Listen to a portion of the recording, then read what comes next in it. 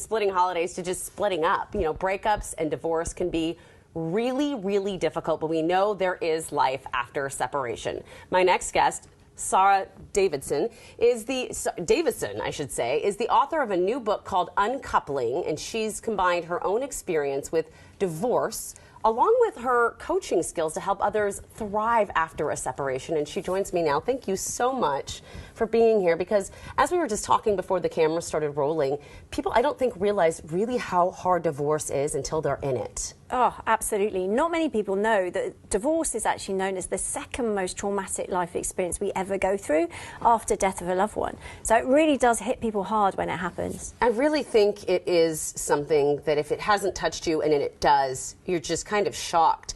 You went through a 2-year divorce yourself, and I was just, oh my gosh, 2 years.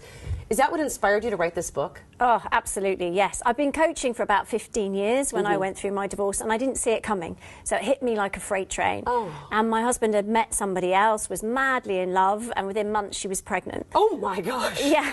So I went through it. I did a lot of that ugly crying on the bathroom floor and just trying to pick my life back up. My son was only 1 at the time. Oh, okay, sorry. I'm sorry. Wow. Yeah. But here you are, thriving. Not just surviving, you are thriving. In the book, you talk about the 5 stages of separation. Phase 1, should I leave my marriage? I mean, you said it hit you like a freight train, but other people have kind of hemmed and hawed about this very question for years. Yes, sometimes relationships just fizzle out over a period of time. And so that is when people come say, look, is the grass greener on the other side? And, you know, as you were just saying, it is a very tough process to navigate. So it's worth thinking about very, very carefully, for sure. And if you can save it, great. If you can't, well, don't worry, because there are lots of things you can do to make it easier.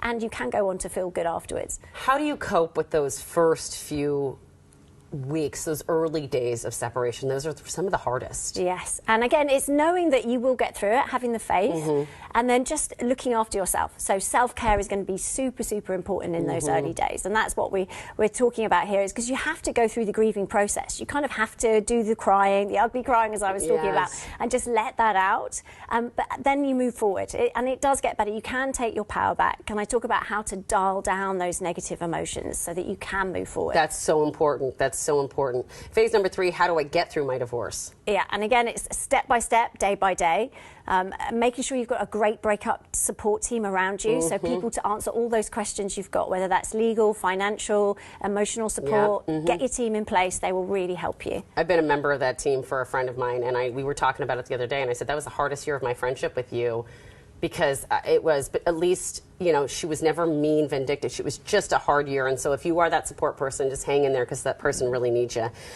Phase number 4, how do I move forward with my life?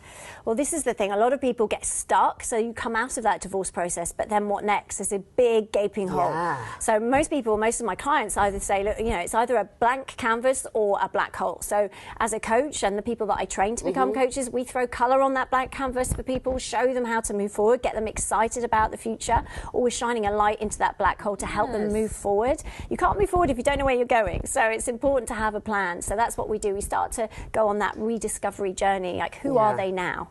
Phase number 5, what happens after my divorce? Well, that's where it's about time to take your power back, to dial down any of those remaining negative emotions and start having some fun. Get your sparkle back and start thinking about what you want from life. So detox out the old and put in the new. So breakup bucket list is a great thing to start with to help you moving forward. I think another issue that we were talking about was how when we see divorce on TV, when we see, you know, celebrities get divorced, it doesn't seem like that bad. You know, it's like, oh, it's not a big, you know, they just left and now they're in Milan with their new boyfriend.